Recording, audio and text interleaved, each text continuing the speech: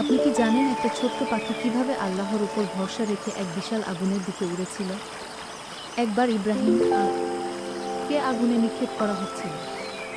সবাই দূরে দাঁড়িয়ে দেখছিল। একটা ছোট পাখি পানি মুখে করে আগুনের দিকে উড়ে গেল। লোকেরা বলল, এই সামান্য পানি দিয়ে তুমি আগুন নেভাবে? পাখিটা বলল, আমি জানি এতে আগুন নেভাবে না, কিন্তু আমি চাই কিয়ামতের দিন আমার নাম থাকুক আল্লাহর পক্ষের তালিকায়। সুবহানাল্লাহ! দেখুন কতটুকু ঈমান আর সাহস।